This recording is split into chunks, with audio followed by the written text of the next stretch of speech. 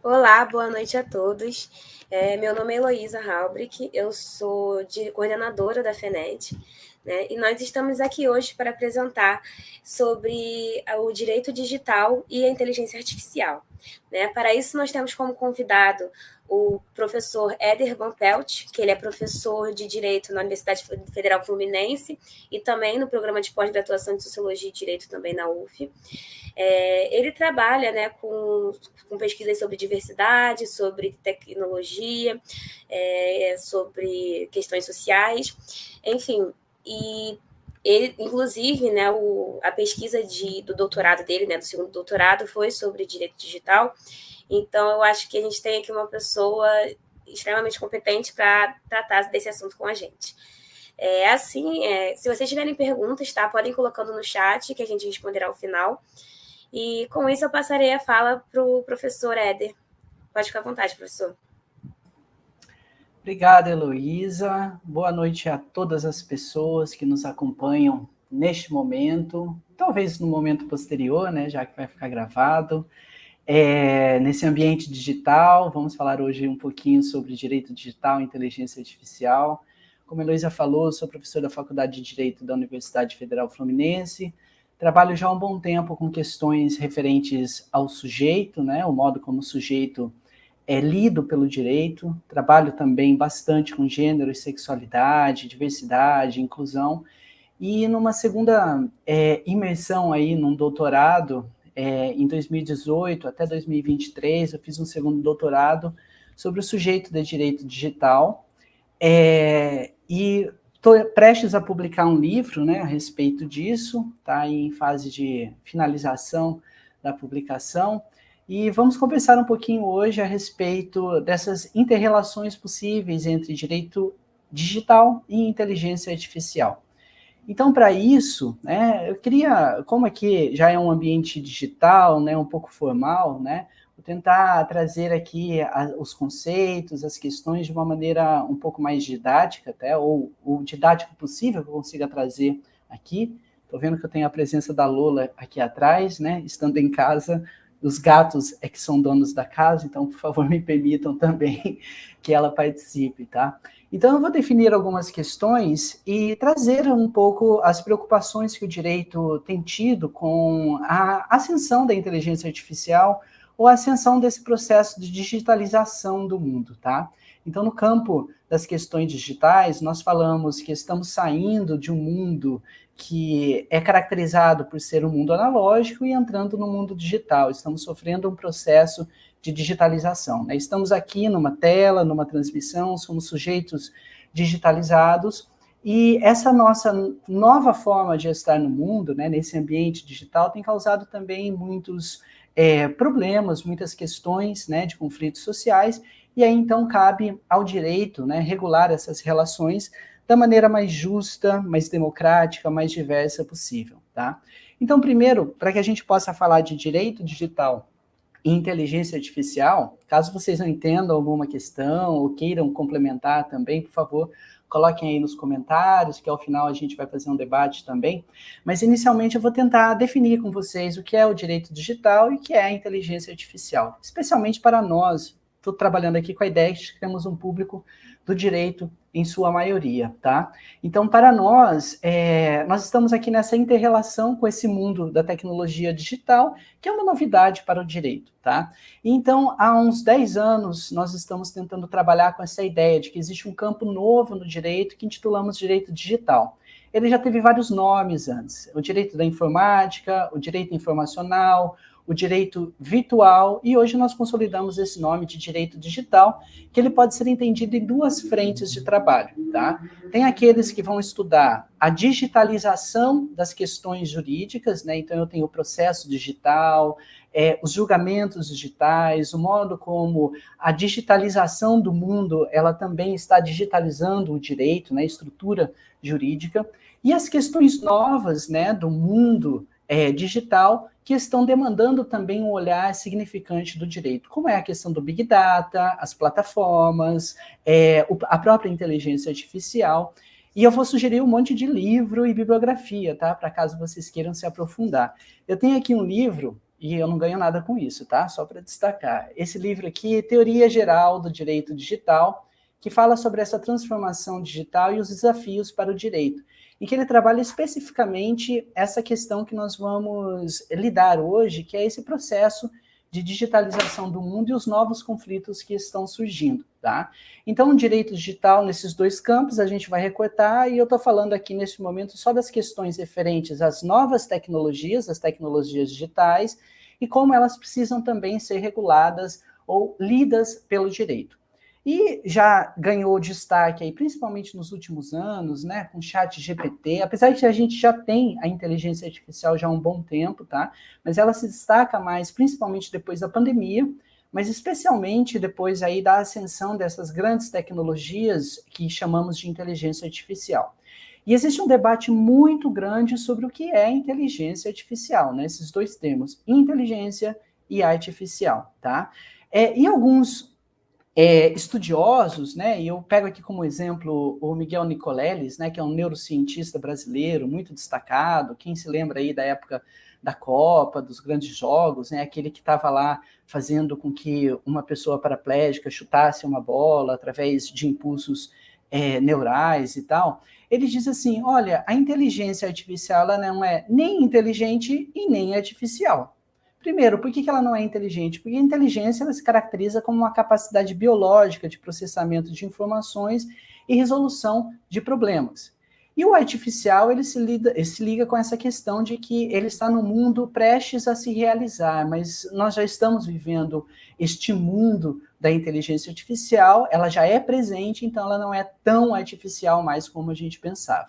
Em que pese essas questões, né, e eu deixo aqui um livro também, muitas indicações eu vou trazer hoje, hein? Um livro chamado Vida 3.0, O Ser Humano na Era da Inteligência Artificial, são livros que vocês vão encontrar em qualquer livraria e tal, e aqui existe um grande debate sobre o que é inteligência artificial e como podemos lidar com essa novidade, né? Já que precisamos aprender sobre essas novidades na nossa vida, tá?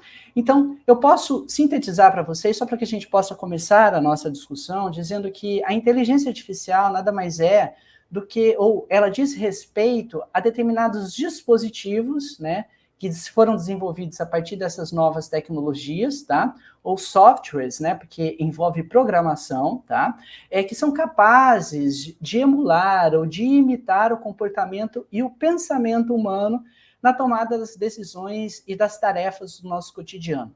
Por isso que vulgarmente nós chamamos isso de inteligência artificial, porque nós temos uma inteligência biológica e na artificialidade esses programas estão realizando tarefas como se fossem seres humanos. Existe um desejo nosso lá no fundo de que essas inteligências artificiais se assemelhem a seres humanos, tá? E elas funcionam, essas inteligências artificiais, ou essas programações, né, específicas do mundo computacional, elas funcionam mediante a análise de um grande volume de dados, né? Esses grandes volumes de dados, eles são chamados de Big Data, né? A gente já ouve falar Big Data, né, já há um bom tempo. E eles identificam determinados padrões dos nossos comportamentos, tá? E desenvolvem um certo mecanismo de processamento dessas informações e resolução de determinados conflitos. A isso, nós vamos acrescentar dois conceitos que são chamados de machine learning, ou aprendizado de máquina, tá? E deep learning. E é importante diferenciar esses dois métodos, porque isso tem implicações diretas aí no nosso debate sobre como o direito deve lidar com essas questões, tá? Então, quando nós falamos de machine learning, né, ou aprendizado de máquina, aqui tem outro livro para vocês, tá? Tá vendo? O professor é assim mesmo, a gente tem que trazer bibliografia para mostrar que a gente não está falando do nada, tá? Eu indico esse aqui porque ele é bem básico, tá? Para leigos, tipo, eu sou um leigo também em tecnologia digital, sou professor de direito, tá? Aprendizado de máquina, que vocês podem ter um conhecimento técnico mais interessante. Mas esse aprendizado de máquina nada mais é do que um processo que acontece de maneira automatizada. Ele não precisa de um humano lá atrás da máquina para processar essas informações, tá? Então, ele acaba reconhecendo e reproduzindo os padrões, tá? Com base em experiências prévias. A gente tem que alimentar essas IAs. Elas não pensam por si, elas não criam elementos do nada. Elas processam determinadas informações, tá? que são adquiridas através de algoritmos. Algoritmos nada mais são do que programações, tá, feitas aí para a resolução de determinados problemas no âmbito digital. Não que algoritmos só tenham existido no mundo digital, mas para nós eles assumem agora uma importância muito relevante, porque é a codificação que está por trás desses mecanismos, tá? E o machine learning, né, na sua primeira versão, eles são mecanismos mais simplórios, porque eles são produzidos a partir de um processo fechado. A gente tem um conhecimento do meio e do fim desse processo. Agora, quando nós falamos de deep learning, né, ou do aprendizado mais profundo que essas máquinas produzem, tá, a gente está falando de um estágio muito avançado, em que, através de mecanismos que se assemelham a processos neurais, tá, de redes neurais, que no caso são unidades conectadas em rede, né, por isso a internet ela é muito importante para esse processo, que gera análise de dados e informações que emulam um processo cognitivo e resolutivo tal qual o nosso cérebro tem sido entendido, né, como uma grande máquina que resolve problemas. Agora, a grande questão desse aprendizado que vai ocorrer dentro do Deep Learning é que ele não é parametrado, ele não é controlado. A máquina passa a ter uma certa autonomia, um processo de autonomização, onde ela vai criando os seus próprios padrões e as suas próprias respostas, a ponto da gente não conseguir saber o resultado final. Eu não sei se vocês vão lembrar, mas há 10 anos atrás nós tivemos as primeiras experiências, né, de abertura desses mecanismos de inteligência artificial, e eles que se alimentam, né, das informações que estão nas redes, né, na rede mundial de computadores, eles começaram a apresentar vários vieses, né, principalmente vieses preconceituosos, racistas e tal, porque eles estavam aprendendo e disseminando as informações tal qual eles conseguiam absorver dentro desses ambientes. Então, o funcionamento da inteligência artificial, e aí de uma maneira muito simplificada aqui para a gente iniciar, ele acontece, resumidamente, né, por meio de coleta e da combinação de um grande volume de dados que é seguido de uma forma de identificação de determinados padrões desses conjuntos de informação. Então, eu abro a minha Smart TV e ela vai absorvendo os meus padrões, e aí eu entro lá na Netflix e ela vai percebendo os meus gostos, os meus desejos e vai sugerindo determinadas séries, determinados filmes que têm a ver com as minhas preferências, tá? Então, essa mediação que a inteligência artificial vai produzir, né, ela se utiliza de algoritmos que são pré-programados, né, de softwares, que tomam decisões e realizam tarefas de maneira autônoma. Mas essa maneira autônoma, ela se alimenta de informações que eu vou prestando para esses mecanismos, tá? Então, esses algoritmos, e aí, caso você não saiba o que é um algoritmo, aqui um outro livro, tá? Entendendo os algoritmos.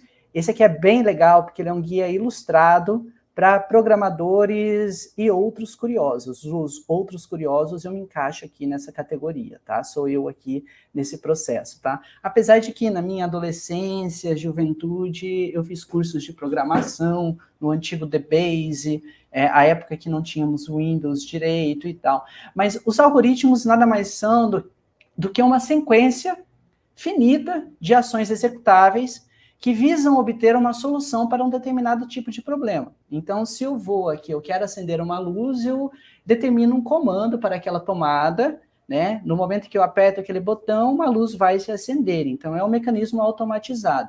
E isso transferido para o âmbito computacional nada mais é do que nada mais são do que códigos computacionais que exercem determinadas funções, tá? Nós estamos aqui diante de processos algorítmicos, né? Eu estou aqui diante de uma tela, essa tela digitaliza informações através de bits, me transforma, né, em informação que atravessa a internet, chega até vocês numa imagem e que leva a crer que eu estou presente na vida de vocês também. Ele resolveu um determinado problema que é a transmissão de comunicações, né, informações e comunicações através de mecanismos de mediação, né? Estamos aqui em um médium que é o computador, através de internet, para poder produzir determinadas informações, né, significantes para os sujeitos, tá?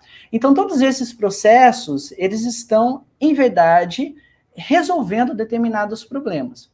Por isso a questão, né, essa inteligência, ela pode se assemelhar ao ser humano, e ela é artificial? Por isso que eu coloquei para vocês lá o exemplo do Miguel Nicoleles, que ele fala assim, olha, para mim não é nem inteligente nem artificial. É um programa de computador que é real e que está desenvolvendo determinadas resoluções de problemas para a nossa vida na era digital, certo?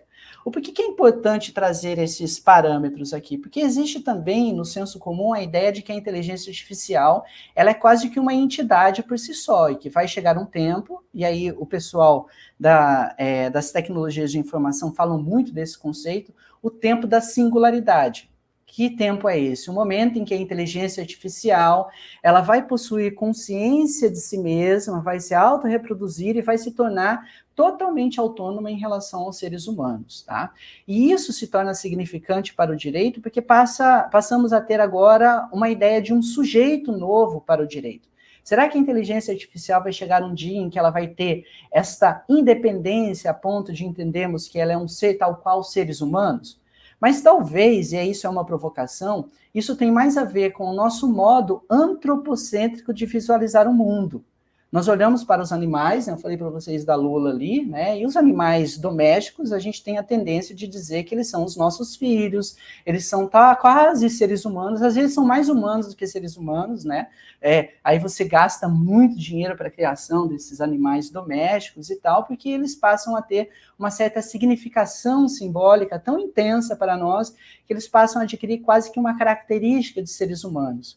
Mas eu queria incentivar vocês a deslocarem um pouco o pensamento a respeito dessa situação.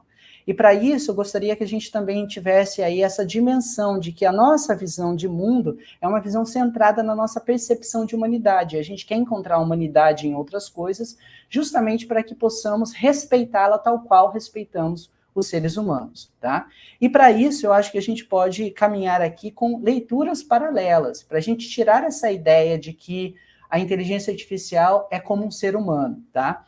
Existe aqui toda uma leitura, e eu gosto muito da Donna Haraway, né? Não sei se vocês conhecem essa autora.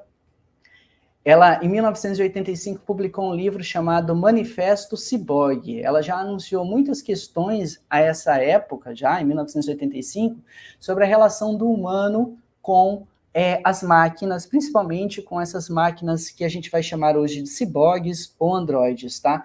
Mas ela escreve muito atualmente sobre a relação que nós temos enquanto seres humanos com os animais, né? Ela escreveu esse livro aqui que eu recomendo para todo mundo, o Manifesto das Espécies Companheiras, que depois ela complementou com esse outro livro aqui, tá? Que é Quando as Espécies se Encontram. Porque nós estamos num encontro com as tecnologias digitais.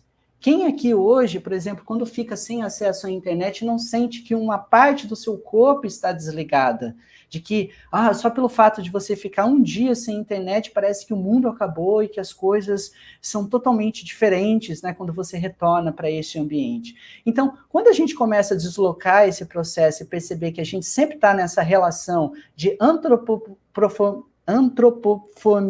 né, de transformação das coisas em seres humanos, a gente vai perceber que nós temos também outros exemplos de relações possíveis para compreender o significado da inteligência artificial hoje, tá? Aqui tem um outro livro muito interessante, tá? O que os animais nos ensinam sobre política. Uma outra autora que eu gosto muito, que é a Anna Tsing, que ela fala muito das nossas relações com plantas e seres da fauna e da flora, tá? O Cogumelo no Fim do Mundo é um livro maravilhoso também. Eu acabei de ler também Vinciane Desprez, que é uma antropóloga de Bruxelas, Um Brinde aos Mortos. Ela faz toda uma pesquisa sobre o modo como nós nos relacionamos com entidades, com mortos, com espíritos e outros mais, e como isso significa também a nossa vida. O que isso tem a ver com essa discussão, Éder? É que a gente tem que sair do lugar comum de que estamos caminhando junto com a inteligência artificial a ponto de um dia a inteligência artificial se transformar em seres humanos, ou se mostrar como seres humanos, tá? Isso é exacerbado também pelo próprio cinema, né, nas ficções científicas que a gente tem, que transformam esses seres maquínicos em seres quase que humanos, né? É muito recorrente nos filmes, na literatura, a gente encontrar a representação das máquinas, né, dessa ideia de inteligência da máquina, na forma de seres humanos. Tá? Então, ao sairmos um pouco desse registro, a gente vai entender que isso que está acontecendo e que nós chamamos de inteligência artificial é uma outra entificação, é uma outra espécie que está sendo criada. E que, independentemente dela adquirir características humanas ou não, dela atingir essa singularidade em que ela vai ter consciência de si mesma ou não, nós precisamos lidar com essa questão. Tá? E o direito moderno, para quem aqui é do direito, sabe muito bem que ele é centrado na ideia do humano. Ele é antropocêntrico. E aí, consequentemente, a gente tem uma dualidade, um binarismo muito forte. Ou estamos falando de sujeitos no direito, ou estamos falando de objetos no direito. E se uma inteligência artificial ela possuir uma certa compreensão de si e se tornar consciente de si mesma, será que ela se torna um sujeito de direito? Eu estou falando isso porque essa minha segunda tese foi especificamente sobre o sujeito de direito digital e se nós poderíamos ou não, por exemplo, considerar uma inteligência artificial como uma entidade humana ou uma entidade com características humanas, o que me parece que é um caminho não muito bem inteligente que alguns estão seguindo nesse sentido, tá? Então, nesse debate, a gente pode adquirir ou seguir dois caminhos. Um é perceber as proteções que nós, seres humanos, precisamos ter, tá? Contra a ingerência indevida dessas tecnologias nas nossas vidas, e isso geralmente é trazido através de uma certa tecnofobia, porque a gente fica com medo de tudo isso que está acontecendo, e realmente é aterrorizador, né? Porque a gente não sabe muito bem como lidar com toda essa evolução das tecnologias em um tempo tão curto na nossa vida, tá? Ou a gente pode caminhar para um outro sentido, que eu acho que é mais plausível para a nossa discussão hoje, tá? Que é levantar quais são as questões que demandam um enfrentamento jurídico em relação às inteligências artificiais, ou de que modo o direito ele pode enfrentar as inteligências artificiais e produzir respostas satisfatórias para a nossa vida na era digital, correto? Então aqui eu estou anulando um pouco aquele caminho que muitos estão trilhando ou seguindo, né, de compreender as inteligências artificiais como se fossem seres humanos, tá? Eu não gosto muito disso, eu acho que não é muito plausível. Então, para mim, nós que estamos sofrendo esse processo de digitalização, tanto da sociedade quanto da humanidade como um todo, né, ela está fazendo com que o ser humano ele se expanda, ele saia dessa sua corporalidade material, desse mundo analógico, ele saia disso que nós chamamos na modernidade de mundo natural e entre nesta artificialidade, ou, prefiro usar o termo, neste mundo híbrido, né? Nós somos hoje seres híbridos, né? Eu estou aqui conversando com uma tela dentro da minha casa, no processo de hibridização, né? Eu estou imaginando que vocês estão me ouvindo dentro de um outro ambiente, nós estamos produzindo uma certa relação intermediada por essas tecnologias. Então, nós estamos num sistema híbrido, porque eu continuo vivo aqui, quero crer que estou vivo, tá? E espero que vocês estejam vivos. Eu só vejo a Heloísa aqui do meu lado e ela está se mexendo, eu percebo que ela está viva, mas ela pode ser também uma inteligência artificial, né? Hoje a gente tem muitos programas que emulam a forma humana e que produzem um sentido de humanidade, né? Nós temos vários problemas hoje com as deepfakes, né? Aqueles processos que emulam uma certa humanidade que nos dão uma certa incerteza sobre o que somos, tá? Mas nós estamos entrando nesse artificial, nesse híbrido, através desses mecanismos que nós chamamos de artefatos. Esse aqui é um celular, acho que dá para saber, né? Que é um celular. E ele passa a ser quase que uma continuidade do meu corpo. Eu não saio mais de casa sem esse celular, eu não consigo viajar sem o celular. Se eu ficar sem o celular, eu não sei se eu tenho um compromisso hoje às 7 horas com vocês, para a gente poder falar um pouquinho e tal, porque eu perdi todas as informações que estão registradas nesse ambiente. Antigamente a gente usava as cadernetas, eu ainda tenho pequenas agendinhas, né, assim, mas enfim, elas são mais figurativas do que úteis, né, nos tempos atuais. Mas nós estamos hoje expandindo a nossa consciência, tá? Em sala de aula eu gosto muito de projetar um filme, que talvez alguns de vocês devam conhecer, 2001, Uma Odisseia no Espaço, de Stanley Kubrick, né? Um filme que é das obras-primas da ficção científica, e no começo, né, desse filme, ele trabalha com a imagem de primatas, né, e os primatas, eles recebem uma incisão dentro do seu processo de conhecimento do mundo, que é um monolito, E aí, nesse processo, né, de percepção do mundo, né, eles estão lá brigando entre si e tal, de repente um desses macacos, desses primatas, ele pega um osso, né, e percebe que com esse osso ele vai ter, eu não sei por que eu peguei isso aqui, mas enfim, ele pega esse osso e diz assim, bom, com esse osso eu consigo, que é um artefato, eu consigo ter mais força sobre o outro grupo de primatas, e aí eu começo a exercer um poder sobre ele, tá? Guardem essa ideia, exercer um poder sobre o outro, porque o artefato me dá também essa possibilidade de exercer um poder sobre uma outra pessoa, tá? Então, os artefatos, eles estão na história da humanidade. A partir do momento em que um homem pega uma matéria e faz com que ela tenha alguma utilidade para a nossa existência humana, ele produziu um artefato. E nós estamos produzindo artefatos digitais que estão, reza a lenda, que esses artefatos estão aí para cumprir com determinadas funções para auxiliar a nossa existência no mundo e não para atrapalhar a nossa existência no mundo, porque seria um pouco estranho a gente pensar que a inteligência artificial veio ao mundo para simplesmente dizimar a humanidade, para que ela tenha uma certa consciência de si, adquira a percepção de que o humano já não serve mais para nada, que ele está destruindo a natureza, que ele está provocando mudanças climáticas e resolve apagar a humanidade. Então nós construímos os artefatos para dar utilidades para a nossa vida em sociedade. Tá? É por isso que a gente pode dizer que nós somos sujeitos conectados, ou sujeitos híbridos, tá?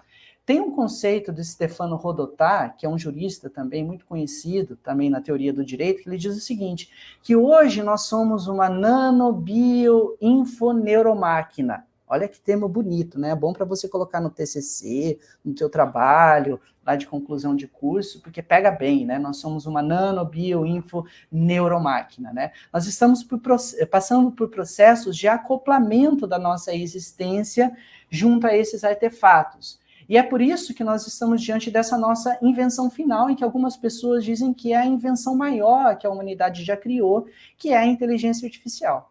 E será que essa inteligência artificial vai decretar o fim da idade humana, o fim dessa era que nós chamamos, né, do antropoceno, outros termos que podem ser utilizados, tá?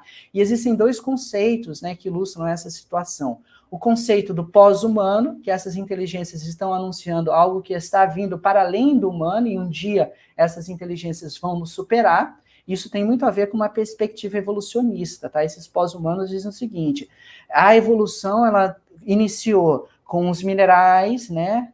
Lembra lá da biologia, tá, gente? Eu sei que somos do direito, mas enfim, dá para lembrar lá do ensino médio, né? Os minerais que, de repente, saiu de alguma maneira, e aí as plantas surgiram, depois surgiram os animais, depois surgiram os humanos, e agora estamos na quinta fase dessa evolução com as inteligências artificiais que vão nos superar. Ou uma outra perspectiva, que são os chamados transhumanistas, que dizem o seguinte, não, elas não vão nos superar, nós vamos nos acoplar, nós vamos ser seres híbridos, né? Seres que vão se interconectar com essa inteligência artificial, que vão nos expandir, vão nos dar novas dimensões para a nossa existência humana, tá? Então não seremos somente seres humanos, seremos, e aí volta ao conceito de Rodotà, seres nanobioinfoneuromaquínicos. Olha que bonito isso ficou agora, hein? Mas dá para entender, né, o que se expressa com esse conceito. Então nós já somos sujeitos digitalizados. Nós somos agora sujeitos digitalizados. Eu estou sendo digitalizado para vocês. Somos fluxos informacionais que dão a entonação para quem está recebendo essas informações, tá? De que existe uma identidade digital. Eu sou uma identidade digital para vocês, tá? E sobre esta nossa digitalização é que atuam as inteligências artificiais. A inteligência artificial não vai abrir a porta da sua casa e dizer assim, oi, cheguei, vou aqui conversar, trocar uma ideia contigo. Não, ela se alimenta desse processo de digitalização. Eu tenho que clicar em alguma coisa, eu tenho que entrar na internet e fornecer elementos para que essa inteligência artificial possa me perceber enquanto ser existente, tá? E aí eu posso me perguntar, né? Será que nós não estamos com esse desejo de que as inteligências artificiais, que são digitais, que ela adquira uma corporificação, que ela adquira um corpo humano, né? A ideia do Android seria isso, né? Está adquirindo características humanas a ponto de eu não perceber mais o que é humano e o que é máquina nessa entidade, tá? Hoje eu estava vendo também, né? Os japoneses desenvolveram uma inteligência artificial, um robô com pele humana, né, para se assemelhar mesmo ao humano e ter essa possibilidade de sensibilidade, né? Então a gente tem algumas discussões, eu vou deixar aqui um texto para vocês que eu escrevi, aí se vocês puderem mandar aqui, eu vou jogar aqui no site, tá? Caso vocês queiram, aqui, eu não sei se vai aparecer, não apareceu não. Bom, enfim, depois eu vejo aqui certinho e mando para vocês, tá? Mas que eu debato um pouco sobre essa situação, né, dessa relação, nós querendo nos aproximarmos do maquínico e as máquinas querendo tomar características também de seres humanos, tá? E aí eu me pergunto, saindo dessa discussão, eu não quero discutir se a inteligência artificial vai ser humano ou não, mas eu quero saber o porquê que nós precisamos regular uma inteligência artificial. E, gente, saiam desta ideia muito polarizada de que existem aqueles que defendem a regulação e os que defendem a não regulação. Em verdade, ambos os lados da política, tá? Os socialistas e os liberais e tal, estão discutindo regulação. Ou nós seremos regulados pela entidade estatal que tenta trabalhar com a ideia da sociedade civil, todo mundo participando de um processo democrático, ou a gente vai entregar essa regulação para o mercado, que é um pouco a tendência que as big techs, as grandes companhias de tecnologia de informação, estão defendendo, que o próprio mercado ele pode se autorregular. Então, a gente está disputando também o sentido da regulação, tá? Então, quais problemas nós temos, tá? Hoje, nós temos um problema muito significativo sobre a modulação dos nossos comportamentos. Isso que nós chamamos de economia psíquica dos algoritmos, tá? Até então, o Estado estava nos governando a partir da nossa corporalidade. Agora, essa era digital, ela está nos governando através de mecanismos que entram no nosso psíquico também. Óbvio que elas não vão entrar no cérebro nosso, mas vão extrair determinados padrões que vão identificar formas específicas do nosso comportamento. Elas sabem muito bem as nossas preferências, os nossos desejos, o que gostamos, o que não gostamos. Ou seja, ela tem a possibilidade, a potência de entrar dentro da nossa psique. Por isso nós chamamos isso de economia psíquica dos algoritmos, tá? Então, eu acho que ficou bem ruim aqui. Agora eu vi que saiu o link e, enfim, não ficou legal, não. Acho que eu não consegui copiar certinho. Mas depois eu passo. Depois, ao final, eu passo os links aí para que a gente possa... para indicar, né, bibliografia para que vocês possam depois ler, tá? Nós temos também todo um debate sobre o capitalismo de dados e o capitalismo de plataforma. Um livro muito bom, que não tem tradução ainda para o português, tá? É o Capitalismo de Plataforma, do Nick Sniszek, eu não sei como pronuncia isso, mas vocês estão vendo aí, acho que dá para saber, né? O capitalismo de plataforma, o capitalismo de dados, né? E hoje a gente tem toda uma discussão sobre rastros digitais, a produção de perfilamentos, né, o profiling, que pegam os nossos dados e processam essas informações e que fazem um certo uso controverso dos nossos dados pessoais. É por isso que no direito, hoje, a gente lida tanto com legislações de proteção de dados, porque nós estamos vulnerabilizados em ambientes digitais, os nossos dados, né, somos seres digitalizados nesses ambientes, estão sendo utilizados por essas grandes empresas e nós não sabemos a utilidade que eles estão dando, nós não damos a nossa anuência, nós não dizemos sim ou não, nós simplesmente entregamos todas essas informações para essas empresas para elas produzirem, né, conhecimentos e produzirem lucratividade em cima disso, tá? Então, há uma captura muito forte das nossas emoções, do nosso psíquico, que nos levam a situações de tecnototalitarismo, tá? Existe um conceito chamado tecnototalitarismo, que tem sido utilizado também para discutir, olha, chegou um momento em que praticamente toda a nossa vida está digitalizada e essas tecnologias, elas estão nos compondo enquanto seres que estão subordinados totalmente a essa estrutura. Por isso, um grande debate que se tem hoje sobre vigilância e proteção de dados, tá? Tem aqui um outro livro que também é muito famoso, da Shoshana Zuboff, A Era do Capitalismo de Vigilância, a luta por um futuro humano na nova fronteira do poder. É um livro gigantesco, tá? Mas recomendo muitíssimo, porque é um livro muito bom para esse tipo de debate. E chegamos, então, nesse momento em que estamos falando de uma governamentalidade, de um governo sobre os sujeitos que é feito por meio de algoritmos. Expandimos esse controle que antes estava mais focado no nosso corpo, que Foucault chamava de biopoder, e entramos agora naquilo que Byung-Chul Han, que é um filósofo que escreve vários livrinhos, tá? E ele escreveu um livro chamado No Enxame, dá para procurar aí, Byung-Chul O nome dele é difícil, tá? Botei aqui para vocês também. A Heloísa, joga aí no outro comentário para mim, por favor.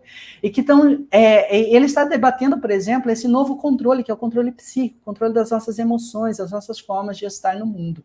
Então, por isso, a inteligência artificial hoje, ela tem gerado vários problemas, né? Um dos principais, né, que se destacou é a questão dos carros automatizados. Nós do direito hoje estamos vivenciando julgamentos e decisões judiciais feitas por inteligências artificiais, processos seletivos, né, de contratação de pessoas que são feitas por inteligências artificiais, planos de saúde, seguros de saúde, propostas de empréstimos, mecanismos de vigilância, detecção facial, tá? Hoje também estamos discutindo diagnósticos médicos feitos por inteligência artificial, e tudo isso nos leva a essa pergunta: olha, a inteligência artificial ela tem alguma coisa que parece humana, e como é que a gente vai regular isso? Porque ela não é mais só um objeto, né? Eu não posso regulá-la como se ela fosse só um mero objeto. Ela é quase um ser humano, mas eu não sei que categoria se encaixaria, né, essa inteligência artificial dentro do direito. Tá?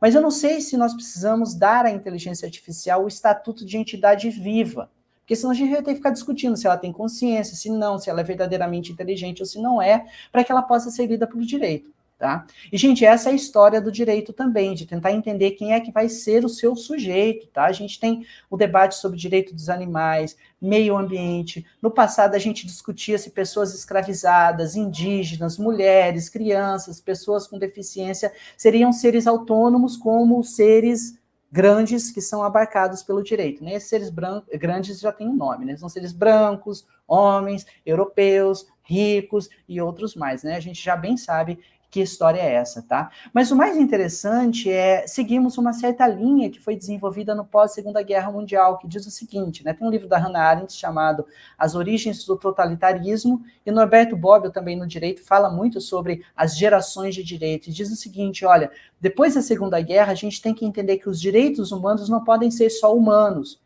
Eles são direitos fundamentais para uma existência digna, mas também mecanismos de prevenção e de precaução da extinção da humanidade. É por isso que agora a gente está discutindo os abusos da tecnologia. Na pós-Segunda Guerra, a gente estava discutindo a sobrevivência física da humanidade, uma bomba atômica, né, os mecanismos de destruição em massa, mas agora a gente está discutindo também a sobrevivência psíquica e artificial da humanidade. Tem um outro livro que também já ficou muito famoso, porque tem uma série lá na Netflix, da Kate O'Neill, tá?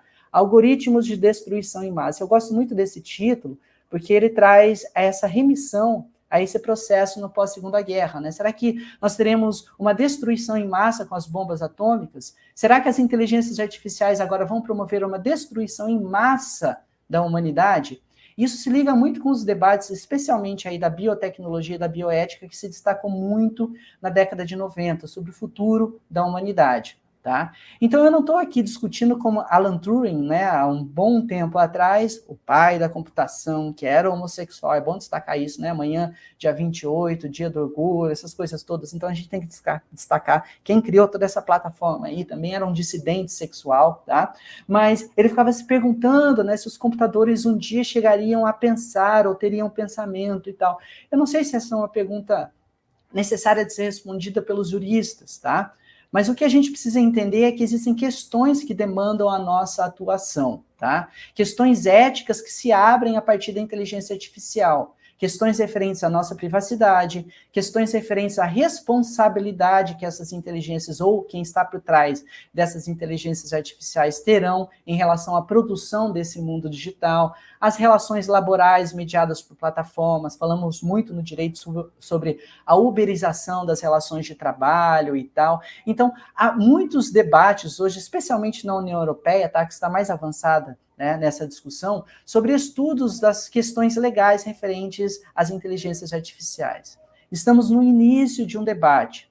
E aí se pergunta se seria prudente ou se seria interessante estender essa proteção de direitos fundamentais, isso que nós chamávamos desde então de direitos humanos, tá, para as inteligências artificiais, sem a necessidade de atribuir personalidade jurídica a essas entidades. Ou se atribuirmos essa personalidade jurídica, não há necessidade de ficarmos discutindo se elas são seres humanos ou não são.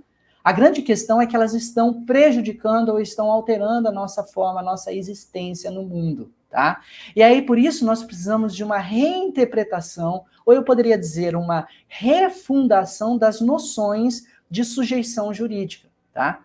Isso nós debatemos também, por exemplo, hoje, em relação ao meio ambiente, né? A gente está numa situação muito periclitante, né? Estamos numa zona já limítrofe, em que nós sabemos que a atuação humana no mundo ela tem produzido danos significativos. E aí muitos ficam discutindo o direito do meio ambiente, direito dos animais, como se fossem o meio ambiente e os animais como se fossem seres humanos. E eles não são. Nós estamos dentro de toda uma conjuntura de elementos que nós podemos chamar de ecologia. E nós podemos usar esse termo dentro do ambiente digital e dizer que nós estamos discutindo hoje uma ecologia digital. Se nós estamos num mundo em que tudo está sendo passado, né, sofrendo um processo de digitalização, então nós temos que cuidar desse meio ambiente digital. Questões como, eu vou só numerar, tá, para que a gente possa resumir aqui, eu não me alongue muito tempo nesse debate, depois a gente pode prolongar um pouco mais aí no debate final, tá? Questões referentes à liberdade de expressão, né, as plataformas gerais que nós temos, YouTube, Facebook, Google, X, Instagram e outros mais, eles possuem em si, tá, algoritmos que são automatizados e que estão afetando hoje a nossa liberdade ao livre acesso às informações e que estão manipulando e estão definindo os nossos sentidos e caminhos, né? A gente tem vários problemas, por exemplo, em momentos eleitorais, sobre o uso deturpado dessas tecnologias, né? Fake news, tá? Que são alimentadas hoje também e até criadas pelas inteligências artificiais, filtros de conteúdo que produzem essa noção de bolhas, né? Nós vivemos em grandes bolhas, né? Eu ligo a minha TV é uma bolha. Eu entro no YouTube e o YouTube é uma bolha também. Ele sugere coisas que eu gosto e tal. E manipula o caminho informacional, né? Que vai me nutrir e produzir uma certa autonomia, tá? A privacidade nossa, ela está sendo afetada, né? Como eu disse, a questão da economia psíquica, a economia dos dados, né? Em que as inteligências artificiais ou os mecanismos artificiais estão coletando e analisando muitos dados sensíveis da nossa existência. Eu não sei mais se os meus dados estão protegidos, né? Muitos dizem que na era da internet, privacidade não existe mais. Não adianta mais discutirmos privacidade, porque a gente tem a mitigação de alguns danos que afetam a nossa privacidade, mas privacidade como tínhamos antes, de entrar em casa, fechar as portas, guardar as coisas no cofre e tal, isso já não existe, tá? Temos vários problemas em relação as relações laborais, as relações habitacionais e tal. E tudo isso nos leva, mais uma vez, a essa discussão que a Kate O'Neill fala aqui nesse livro sobre os algoritmos de destruição em massa.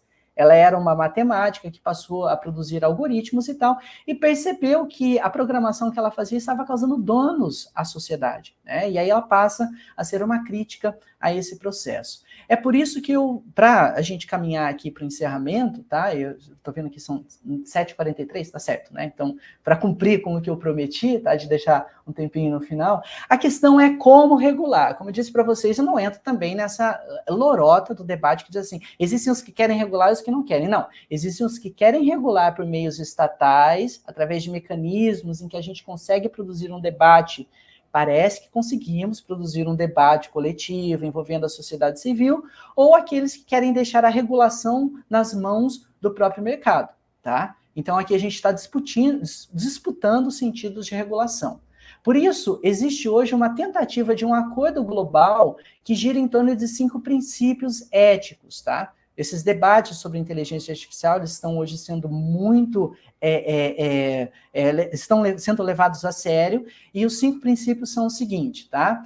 O debate sobre a transparência desses algoritmos, o que esbarra muito na questão de propriedade intelectual, né? Porque as empresas não querem abrir os segredos industriais que estão por trás desses algoritmos, né? Quanto vale o algoritmo do Google, que faz o mecanismo de busca e tal, tá? Queremos discutir também justiça e equidade, né? Porque parece que a inteligência artificial ela se nutre dos nossos preconceitos e produz injustiças, produz destruições e afetações, tá, na nossa vida social, tá? E por isso nós pleiteamos também que essa inteligência artificial não produza danos, como eu disse lá no começo, não é plausível que nós estejamos hoje construindo um artefato para que ele seja usado para nos danificar. Eu sei que a história da humanidade é produzir artefatos para destruir a humanidade, né? Mas existe um pressuposto ético. Não, espera um pouquinho. A gente construiu isso aqui para que ele tenha uma utilidade, uma beneficência para a existência humana. E isso nos leva também a uma discussão sobre a responsabilidade. Quem são os responsáveis na boa produção desses algoritmos que alimentam essas inteligências artificiais e de que modo isso pode ainda, ou de alguma maneira, resguardar a nossa privacidade.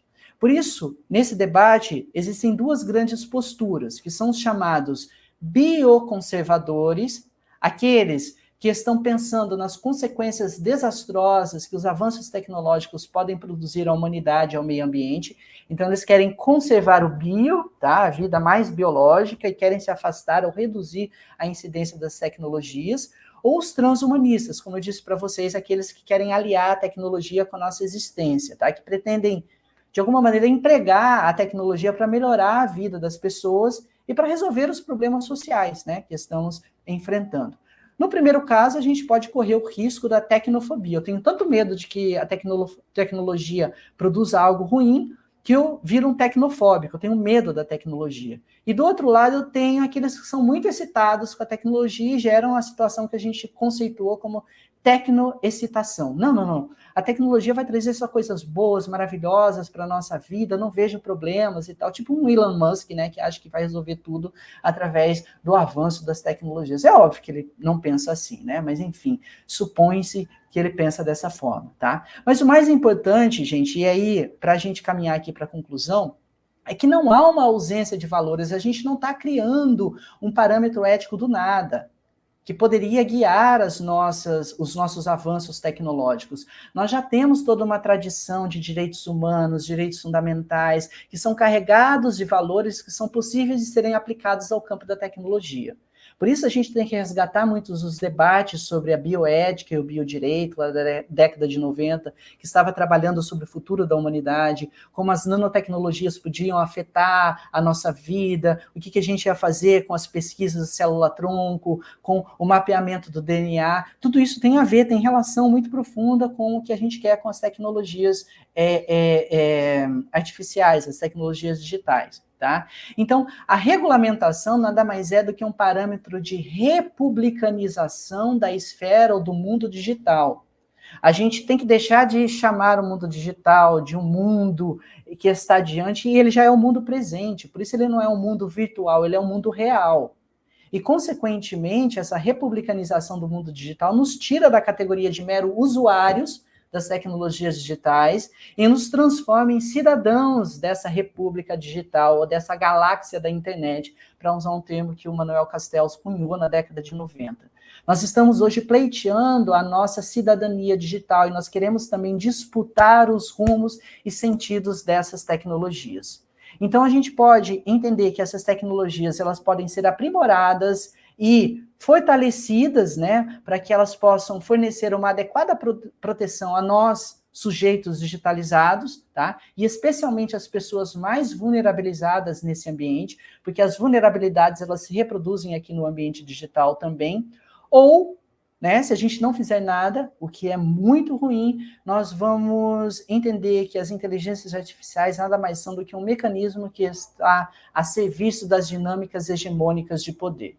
Por isso, gente, eu gosto sempre lá nas aulas, na graduação, principalmente, de iniciar lá com 2001, uma Odisseia no Espaço, e com aquela cena dos macacos lá, dos primatas. Um vai lá e pega o osso e percebe que aquele osso faz com que ele tenha mais poder sobre outras pessoas. E ele começa a bater nas pessoas e tal, e aquilo lhe dá uma outra dinâmica, né? Na vida em sociedade, ele tem mais poder. Muitas pessoas estão por trás dessas tecnologias digitais, sabendo que elas estão com esse osso na mão e com a possibilidade de exercer poder sobre nós. Resta a nós transformarmos esse mundo digital numa república possível de ser habitada. Acho que eu cumpri com o tempo, né, Heloísa? Gente, muito obrigado. E, enfim, estamos aí abertos para o debate. Eu vou tentar colocar os links aqui, que saiu tudo truncado, né? Não me preparei direito. Ótima explanação, professor. Muito obrigada. Acho que todo mundo aqui aprendeu muito, né? Ainda mais que você é bem didático, né? Então, acho que consegue atender muitas pessoas. Eu separei uma perguntinha aqui, bem rápida, mas em relação ao ambiente jurídico mesmo. né? Porque a gente vê que existe uma real preocupação, né, de aplicadores do direito de como vai ficar daqui a uns anos, né? Porque a gente já vê uma forma de transformar, né, tudo em tecnologia do âmbito do direito, ainda mais eu já estagiei, né, tanto no TJ, no TRF, e os próprios servidores ficam preocupados, nossa, daqui a um tempo não vai ter mais servidor, né, só vai ter máquina. Então, assim, como a inteligência artificial pode interferir nas atividades, né, jurídicas, tanto de forma positiva quanto de forma negativa também, né? Porque a gente vê que de forma positiva a gente tem sistemas eletrônicos que ajudam na celeridade processual, mas também existe essa preocupação, né, da substituição dos humanos pelas máquinas. Se eu puder falar um pouquinho sobre isso. Olha, realmente é difícil, né, tirar essa conclusão, porque ela vai depender justamente desse ponto final que eu trouxe. Até que ponto nós estamos efetivamente disputando este espaço e comprando essa briga? Porque se a gente não comprar essa briga e agir como tecnofóbicos, né, ficamos com medo, vamos sair correndo e tal, alguém estará por trás disso e vai absorver todo esse conhecimento e usar esse conhecimento para exercer poder sobre nós, tá? Então eu acho que a gente pode começar a debater assim, que tipo de tecnologia, por exemplo, no judiciário a gente quer. E de que tipo de aliança a gente quer produzir com essas tecnologias, tá? Porque assim, eu já estou usando com os meus alunos de primeiro período, principalmente, chat GPT e tal, e mostrando, gente, não tem como mais fugir disso. O que a gente pode fazer é se aliar com essas tecnologias, mesmo não gostando delas, tá?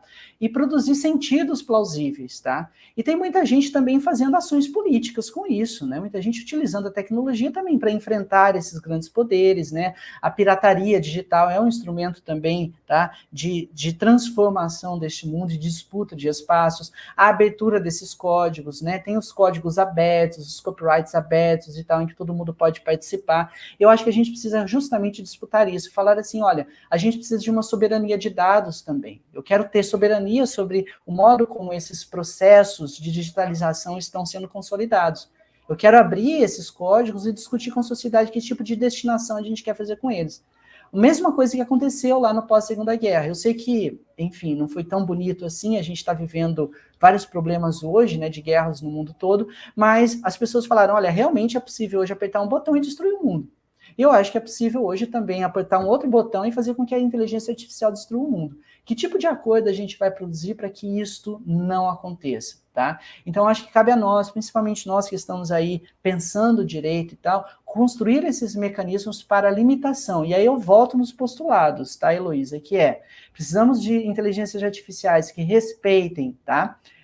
A transparência, o princípio da transparência. Eu quero saber o que está ali. Que código é esse que, por exemplo, está lá dentro desse processo judicial, fazendo alguns julgamentos, algum mapeamento de jurisprudência e tal. Eu quero que essa tecnologia digital não haja como um algoritmo de destruição em massa, mas um algoritmo que favoreça, tá, a justiça social, que tenha um postulado básico que é a não maleficência, que não produza danos, ou se produzir danos que sejam os menores possíveis, né, que, enfim, isso acontece também, que tenha mecanismos de responsabilização. Eu quero saber quem é o responsável por esse código. Não adianta eu ficar falando, ai, não sei quem fez, né? Foram alguns programadores lá da Índia que passam a madrugada ganhando poucos dólares e tal, que são os responsáveis pelo acidente que aconteceu com o carro da Tesla. Não, essa não é uma resposta plausível. E eu quero também que essas tecnologias respeitem o nosso âmbito de privacidade. Por isso a gente tem discutido muito os direitos individuais digitais, que são mecanismos de proteção dos sujeitos, né? Os direitos individuais nasceram como essa tentativa de limitação do poder do soberano em relação aos seus súditos. Hoje a gente pode transformar essa brincadeira e dizer o seguinte, nós estamos numa outra configuração de dinâmica de poder, em que a soberania está nas mãos dessas big techs. O território é praticamente o território do mundo, né? Porque a internet ela é globalizada e a população desse território somos todos nós que estamos habitando o ambiente digital. Por isso a republicanização digital ela é tão importante, porque só assim a gente vai reconfigurar todo esse processo que está nos atropelando e tomar as rédeas dos destinos da própria humanidade. Tá? Por isso eu disse, não dá para responder de uma maneira tão concreta, porque o processo ele é muito mais amplo, ele é muito mais complicado do que simplesmente uma fórmula que eu poderia oferecer para vocês. Tá ótimo, professor. Não tem nenhuma outra pergunta aqui no chat, né?